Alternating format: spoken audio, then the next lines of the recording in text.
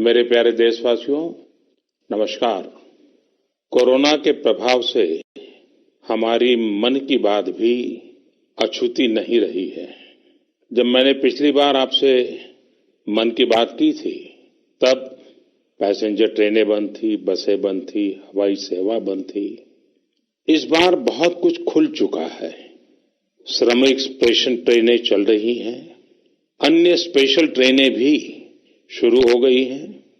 तमाम सावधानियों के साथ हवाई जहाज उड़ने लगे हैं। धीरे धीरे उद्योग भी चलना शुरू हुआ है। यानी अर्थव्यवस्था का एक बड़ा हिस्सा अब चल पड़ा है, खुल गया है।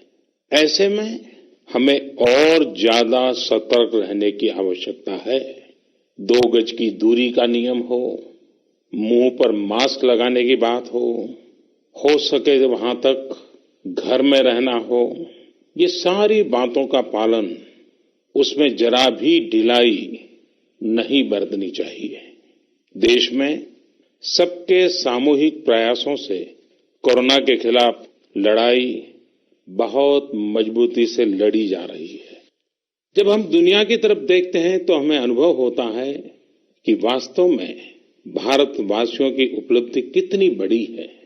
हमारी जनसंख्या ज्यादातर देशों से कई गुना ज्यादा है। हमारे देश में चुनौतियां भी भिन्न प्रकार की हैं, लेकिन फिर भी हमारे देश में कोरोना उतनी तेजी से नहीं फैल पाया जितना दुनिया के अन्य देशों में फैला। कोरोना से होने वाली मृत्यु दर भी हमारे देश में काफी कम है। जो नुकसान हुआ है उसका दुख हम सबको है, लेकिन जो कुछ भी हम बचा पाए हैं वो निश्चित तौर पर देश की सामूहिक संकल्प शक्ति का ही परिणाम है। इतने बड़े देश में हर एक देशवासी ने खुद इस लड़ाई को लड़ने की ठानी है। ये पूरी मुहिम पीपल ड्रिवन है। साथियों, देशवासियों की संकल्प शक्ति के साथ एक और शक्ति इस लड़ाई में हमारी सबसे बड़ी ताकत है, वो है देशवासियों की सेवा शक्ति। वास्तव में इस महामारी के समय हम भारतवासियों ने ये दिखा दिया है कि सेवा और त्याग का हमारा विचार केवल हमारा आदर्श नहीं है, बल्कि भारत की जीवन पद्धति है। और हमारे यहाँ तो कहा गया है, सेवा परमो धर्मः। सेवा स्वयं में सुख है, सेवा में ही संतोष है। आपने देखा होगा कि दूसरों की सेवा में लगे व्यक्ति के जीवन में कोई डिप्रेशन या तनाव कभी नहीं दिखता। उसके जीवन में, जीवन को लेकर उसके नजरिए में भरपूर आत्मविश्वास, सकारात्मकता और जीवंतता प्रतिपल नजर आती है। साथियों, हमारे डॉक्टर्स, नर्सिंग स्टाफ, सफाई कर्मी, पुलिसकर्मी, मीडिया के साथी, ये सब जो सेवा कर रहे हैं, उसकी चर्चा मैंने कई बार की है। मन की बात में भी मैंने उसका जिक्र किया है। सेवा में अपना सब कुछ समर्पित कर देने वाले लोगों की संख्या अनगिनत है। ऐसे ही एक सज्जन है तमिलनाडु के सी मोहन। सी मोहन जी मदुरई में एक सैलून चलाते हैं। अपनी मेहनत की कमाई से इन्होंने अपनी बेटी की पढ़ाई के लिए 5 लाख रुपए बचाए थे, लेकिन इन्होंने ये पूरी राशि इस समय जरूरतमंदों, गरीबों की सेवा के लिए खर्च कर दी। इसी तरह अगरतला में ठेला चलाकर जीवन यापन करने वाले गौतम दास जी अपनी रोजमर्रा की कमाई की बचत में से हर रोज दाल चावल खरीदकर जरूरतमंदों को खाना खिला रहे हैं। पंजाब के पठानकोट से भी एक ऐसा ही उदाहरण मुझे पता चला। यहाँ दिव्यांग भाई राजू ने दूसरों की मदद से जोड़ी गई छोटी सी पूंजी से 3000 से अधिक मास्क बनवाकर लोगों में बांटे। भाई राजू ने इस मुश्किल समय में करीब 100 परिवारों के लिए खाने का राशन भी जुटाया। देश के सभी इलाकों से विमेन सेल्फ हेल्प ग्रुप के परिश्रम की भी अनगिनत कहानियां इन दिनों हमारे सामने आ रही है। गांवों में, छोटे कस्बों में हमारी बहनें, बेटियां हर दिन हजारों की संख्या में मास्क बना रही हैं।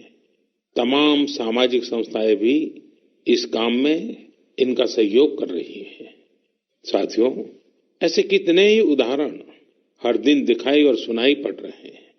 कितने ही लोग खुद भी मुझे नमो ऐप और अन्य माध्यमों के जरिए अपने प्रयासों के बारे में बता रहे हैं। कई बार समय की कमी के चलते मैं बहुत से लोगों का, बहुत से संगठनों का, बहुत सी संस्थाओं का नाम नहीं ले पाता हूं। सेवा भाव से लोगों की मदद कर रहे ऐसे सभी लोगों की मैं प्रशंसा करता हूं, उनका आदर करता हूं, उनका तहे दिल से अभिनंदन करता हूं। मेरे प्यारे देशवासियों, एक और बात जो मेरे मन को छू गई है वो है संकट की इस घड़ी में इनोवेशन। तमाम देशवासी गांवों से लेकर शहरों तक, हमारे छोटे व्यापारियों से लेकर स्टार्टअप तक, हमारी लैब्स कोरोना के खिलाफ लड़ाई में नए नए तरीके इजाद कर रहे हैं, नए नए इनोवेशन कर रहे हैं। जैसे नासिक के राजेंद्र यादव का उदाहरण बहुत दिलचस्प है। राजेंद्र जी नासिक में सतना गांव के किसान हैं।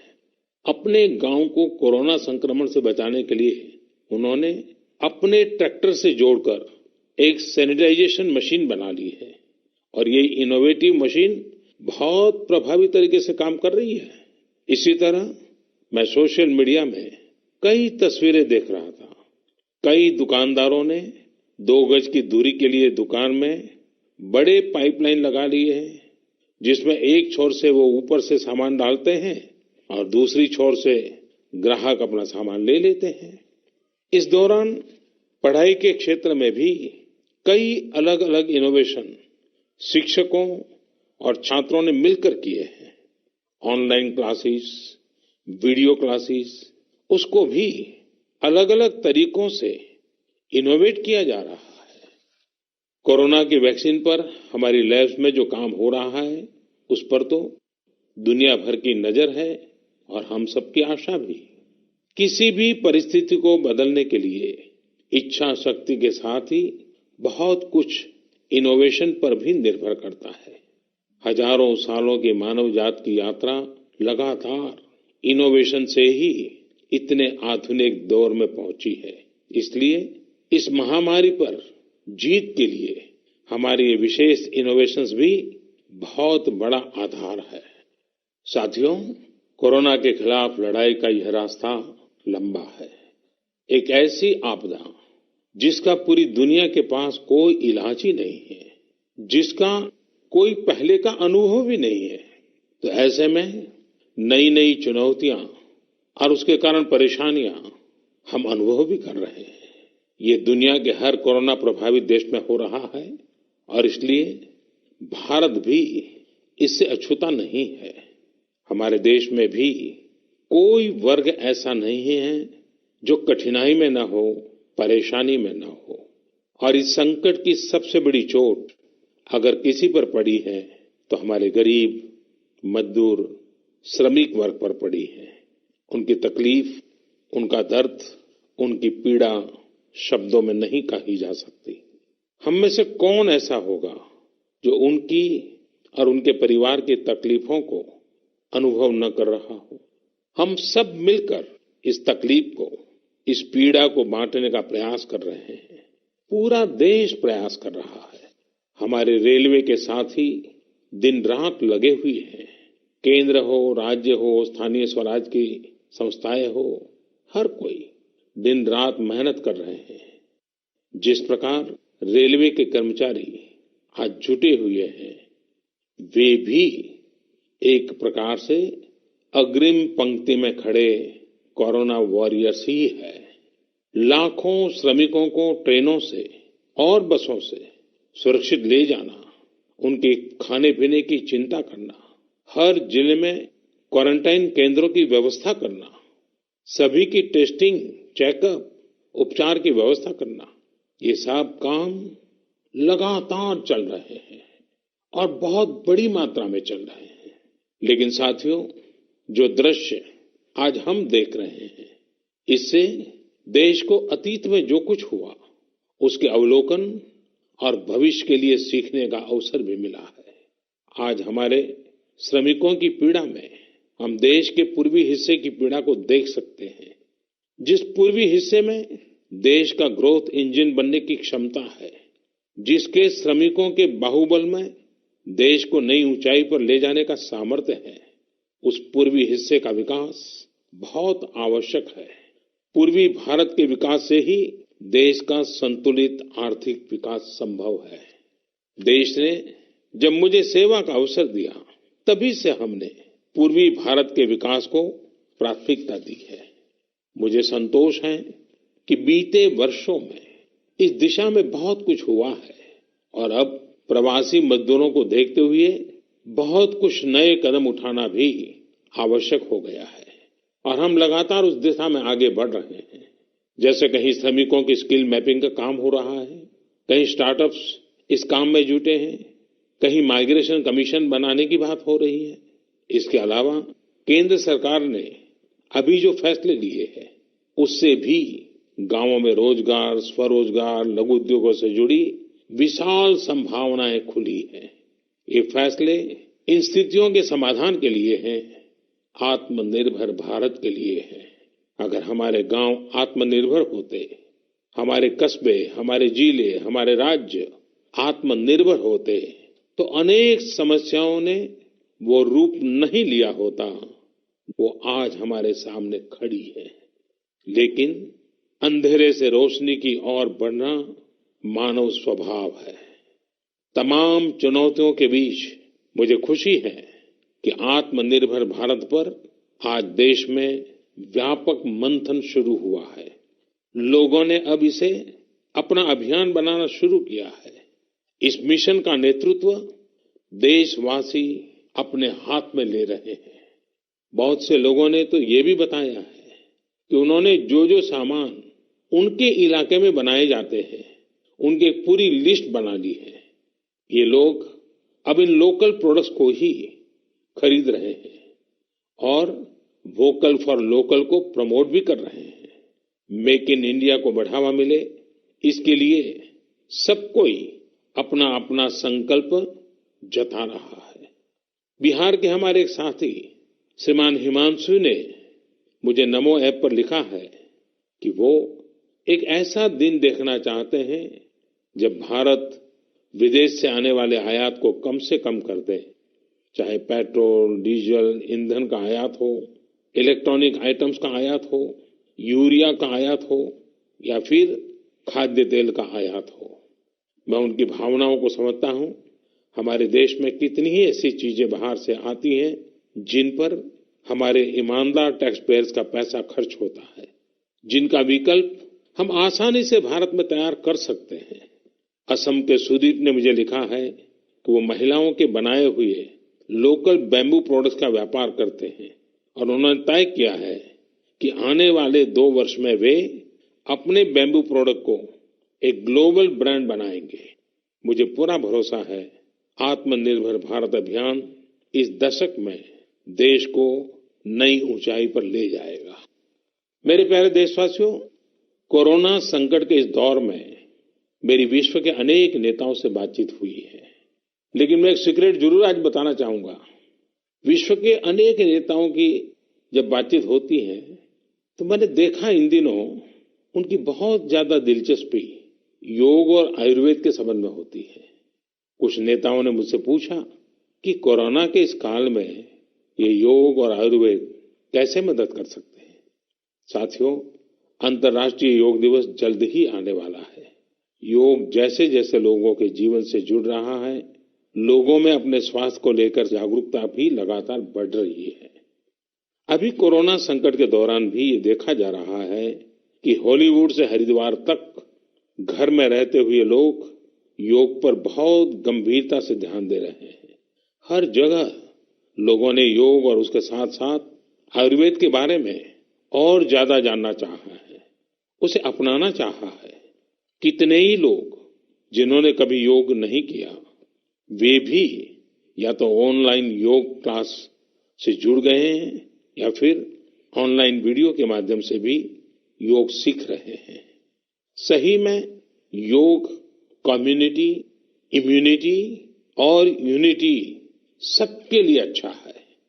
साथियों, कोरोना संकट के इस समय में योग आज इसलिए भी ज्यादा अहम है क्योंकि ये वायरस हमारे रेस्पिरेटरी सिस्टम को सबसे अधिक प्रभावित करता है। योग में तो रेस्पिरेटरी सिस्टम को मजबूत करने वाले कई तरह के प्राणायाम है, जिनका असर हम लंबे समय से देखते आ रहे हैं। ये टाइम टेस्टेड टेक्निक्स हैं, जिसका अपना अलग महत्व है। कपालभाति और अनुलोम विलोम प्राणायाम से अधिकतर लोग परिचित होंगे, लेकिन भस्त्रिका, शीतली, भ्रामरी जैसे कई प्राणायाम के प्रकार है, जिसके अनेक लाभ भी है। वैसे आपके जीवन में योग को बढ़ाने के लिए आयुष मंत्रालय ने भी इस बार एक अनोखा प्रयोग किया है। आयुष मंत्रालय ने माय लाइफ माय योग नाम से अंतर्राष्ट्रीय वीडियो ब्लॉग उसकी प्रतियोगिता शुरू की है। भारत ही नहीं, पूरी दुनिया के लोग इस प्रतियोगिता में हिस्सा ले सकते हैं। इसमें हिस्सा लेने के लिए आपको अपना 3 मिनट का एक वीडियो बना करके अपलोड करना होगा। इस वीडियो में आप जो योग या आसन करते हुए वो करते हुए दिखाना है और योग से आपके जीवन में जो बदलाव आया है उसके बारे में भी बताना है। मेरा आपसे अनुरोध है, आप सभी इस प्रतियोगिता में अवश्य भाग लें और इस नए तरीके से अंतर्राष्ट्रीय योग दिवस में आप हिस्सेदार बनिए। साथियों, हमारे देश में करोड़ों करोड़ गरीब दशकों से एक बहुत बड़ी चिंता में रहते आए हैं। अगर बीमार पड़ गए तो क्या होगा? अपना इलाज कराएं या फिर परिवार के लिए रोटी की चिंता करें? इस तकलीफ को समझते हुए इस चिंता को दूर करने के लिए ही करीब 1.5 साल पहले आयुष्मान भारत योजना शुरू की गई थी। कुछ ही दिन पहले आयुष्मान भारत के लाभार्थियों की संख्या 1 करोड़ के पार हो गई है। 1 करोड़ से ज्यादा मरीज मतलब देश के 1 करोड़ से अधिक परिवारों की सेवा हुई है। 1 करोड़ से ज्यादा मरीज का मतलब क्या होता है मालूम है? 1 करोड़ से ज्यादा मरीज मतलब नॉर्वे जैसा देश, सिंगापुर जैसा देश, उसकी जो टोटल जनसंख्या है उससे 2 गुना लोगों को मुफ्त में इलाज दिया गया है। अगर गरीबों को अस्पताल में भर्ती होने के बाद इलाज के लिए पैसे देने पड़ते, इनका मुफ्त इलाज नहीं हुआ होता तो उन्हें एक मोटा मोटा अंदाज है करीब करीब 14,000 करोड़ रुपए से भी ज्यादा अपनी जेब से खर्च करने पड़ते हैं। आयुष्मान भारत योजना ने गरीबों के पैसे खर्च होने से बचाए हैं। मैं आयुष्मान भारत के सभी लाभार्थियों के साथ साथ मरीजों का उपचार करने वाले सभी डॉक्टरों, नर्सेज और मेडिकल स्टाफ को भी बधाई देता हूं। आयुष्मान भारत योजना के साथ एक बहुत बड़ी विशेषता पोर्टेबिलिटी की सुविधा भी है। पोर्टेबिलिटी ने देश को एकता के रंग में रंगने में भी मदद की है। यानी बिहार का कोई गरीब अगर चाहे तो उसे कर्नाटका में भी वही सुविधा मिलेगी जो उसे अपने राज्य में मिलती। इसी तरह महाराष्ट्र का कोई गरीब चाहे तो उसे इलाज की वही सुविधा तमिलनाडु में मिलती। इस योजना के कारण किसी क्षेत्र में जहां स्वास्थ्य की व्यवस्था कमजोर है, वहां के गरीब को देश के किसी भी कोने में उत्तम इलाज कराने की सहूलियत मिलती है। साथियों, आप ये जानकर हैरान रह जाएंगे कि 1 करोड़ लाभार्थियों में से 80% लाभार्थी देश के ग्रामीण इलाकों के हैं। इनमें भी करीब करीब 50% लाभार्थी हमारी माताएं, बहनें और बेटियां हैं। इन लाभार्थियों में ज्यादातर लोग ऐसी बीमारियों से पीड़ित थे जिनका इलाज सामान्य दवाओं से संभव नहीं था। इनमें से 70% लोगों की सर्जरी की गई है। आप अनुमान लगा सकते हैं कि कितनी बड़ी तकलीफों से इन लोगों को मुक्ति मिली है। मणिपुर के चुरा चांदपुर में 6 साल के बच्चे केलेनसांग, उसको भी इसी तरह आयुष्मान योजना से नया जीवन मिला है। केलेनसांग को इतनी छोटी उम्र में ब्रेन की गंभीर बीमारी हो गई। इस बच्चे के पिता दिहाड़ी मजदूर हैं और मां बुनाई का काम करती हैं। ऐसे में बच्चे का इलाज कराना बहुत कठिन हो रहा था, लेकिन आयुष्मान भारत योजना से अब उनके बेटे का मुफ्त इलाज हो गया है। कुछ इसी तरह का अनुभव पुडुचेरी की अमूर्था वल्ली जी का भी है। उनके लिए भी आयुष्मान भारत योजना संकट मोचक बनकर आई है। अमूर्था वल्ली जी के पति की हार्ट अटैक से दुखद मृत्यु हो चुकी है। उनके 27 साल के बेटे जीवा को भी हार्ट की बीमारी थी। डॉक्टर्स ने जीवा के लिए सर्जरी की सलाह दी थी, लेकिन दिहाड़ी मजदूरी करने वाले जीवा के लिए अपने खर्च से इतना बड़ा ऑपरेशन करवाना संभव ही नहीं था। लेकिन अमूर्था वल्ली ने अपने बेटे का आयुष्मान भारत योजना में रजिस्ट्रेशन करवाया और 9 दिनों बाद बेटे जीवा के हार्ट की सर्जरी भी हो गई। साथियों, मैंने आपको सिर्फ 3-4 घटनाओं का जिक्र किया। आयुष्मान भारत से तो ऐसी 1 करोड़ से अधिक कहानियां जुड़ी हुई है। ये कहानियां जीते जागते इंसानों की है। दुख तकलीफ से मुक्त हुए हमारे अपने परिवारजनों की है। आपसे मेरा आग्रह है, कभी समय मिले तो ऐसे व्यक्ति से जरूर बात करिएगा जिसने आयुष्मान भारत योजना के तहत अपना इलाज कराया हो। आप देखेंगे कि जब एक गरीब बीमारी से बाहर आता है तो उसमें गरीबी से लड़ने की भी ताकत नजर आने लगी है।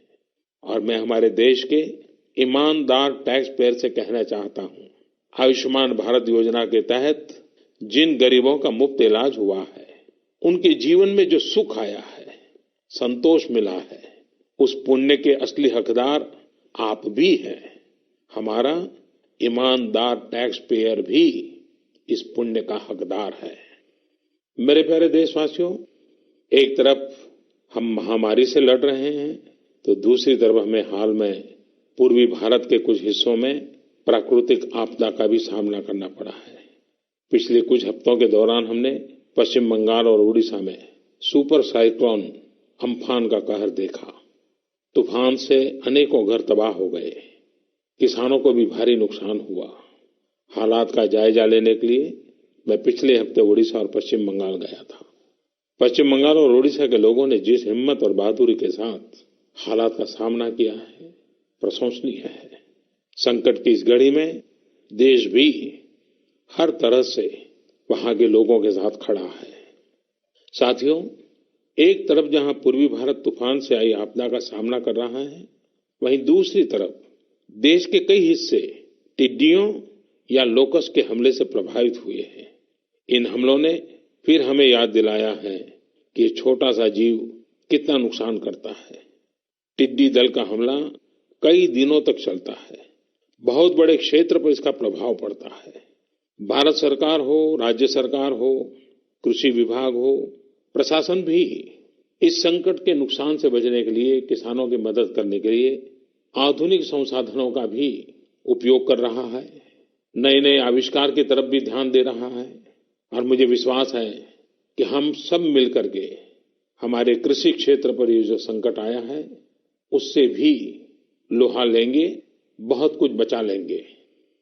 मेरे प्यारे देशवासियों, कुछ दिन बाद ही 5 जून को पूरी दुनिया विश्व पर्यावरण दिवस मनाएगी।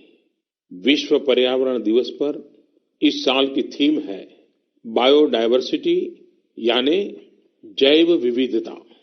वर्तमान परिस्थितियों में यह थीम विशेष रूप से महत्वपूर्ण है।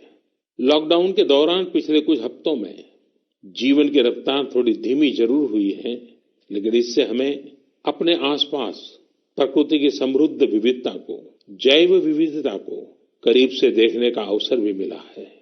आज कितने ही ऐसे पक्षी जो प्रदूषण और शोर शराबे में ओझल हो गए थे, सालों बाद उनकी आवाज को लोग अपने घरों में सुन रहे हैं। अनेक जगहों से जानवरों के उन्मुक्त विचरण की खबरें भी आ रही हैं। मेरी तरह आपने भी सोशल मीडिया में जरूर इन बातों को देखा होगा, पढ़ा होगा। बहुत लोग कह रहे हैं, लिख रहे हैं, तस्वीरें साझा कर रहे हैं कि वो अपने घर से दूर दूर पहाड़ियां देख पा रहे हैं, दूर दूर जलती हुई रोशनी देख रहे हैं। इन तस्वीरों को देखकर कई लोगों के मन में ये संकल्प उठा होगा, क्या हम उन दृश्यों को ऐसे ही बना रख सकते हैं? इन तस्वीरों ने लोगों को प्रकृति के लिए कुछ करने की प्रेरणा भी दी है। नदियां सदा स्वच्छ रहें, पशु पक्षियों को भी खुलकर जीने का हक मिले, आसमान भी साफ सुथरा हो, इसके लिए हम प्रकृति के साथ तालमेल बिठाकर जीवन जीने की प्रेरणा ले सकते हैं। मेरे प्यारे देशवासियों, हम बार बार सुनते हैं, जल है तो जीवन है, जल है तो कल है, लेकिन जल के साथ हमारी जिम्मेवारी भी है। वर्षा का पानी, बारिश का पानी, ये हमें बचाना है, एक एक बूंद को बचाना है। गांव गांव वर्षा के पानी को हम कैसे बचाएं? परंपरागत बहुत सरल उपाय हैं। उन सरल उपाय से भी हम पानी को रोक सकते हैं। 5 दिन 7 दिन भी अगर पानी रुका रहेगा तो धरती माँ के पास बुझाएगा, पानी फिर जमीन में जाएगा, वही जल जीवन की शक्ति बन जाएगा। और इसलिए इस वर्षा ऋतु में हम सबका प्रयास रहना चाहिए कि हम पानी को बचाएं, पानी को संरक्षण करें। मेरे प्यारे देशवासियों, स्वच्छ पर्यावरण सीधे हमारे जीवन, हमारे बच्चों के भविष्य का विषय है। इसलिए हमें व्यक्तिगत स्तर पर भी इसकी चिंता करनी होगी।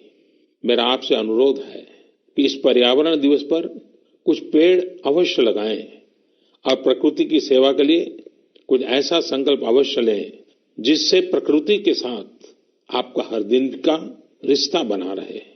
हाँ, गर्मी बढ़ रही है, इसलिए पक्षियों के लिए पानी का इंतजाम करना मत भूलिएगा। साथियों, हम सबको ये भी ध्यान रखना होगा कि इतनी कठिन तपस्या के बाद, इतनी कठिनाइयों के बाद देश ने जिस तरह हालत संभाला है, उसे बिगड़ने नहीं देना है। हमें इस लड़ाई को कमजोर नहीं होने देना है। हम लापरवाह हो जाएं, सावधानी छोड़ दें, ये कोई विकल्प नहीं है। कोरोना के खिलाफ लड़ाई अब भी उतनी ही गंभीर है। आपको, आपके परिवार को कोरोना से अभी भी उतना ही गंभीर खतरा हो सकता है। हमें हर इंसान की जिंदगी को बचाना है। इसलिए 2 गज की दूरी, चेहरे पर मास्क, हाथों को धोना, इन सब सावधानियों का वैसे ही पालन करते रहना है जैसे अभी तक करते आए हैं। मुझे पूरा विश्वास है कि आप अपने लिए, अपनों के लिए, अपने देश के लिए ये सावधानी जरूर रखेंगे। इसी विश्वास के साथ आपके उत्तम स्वास्थ्य के लिए मेरी हार्दिक शुभकामनाएं हैं। अगले महीने फिर एक बार मन की बात अनेक नए विषयों के साथ जरूर करेंगे।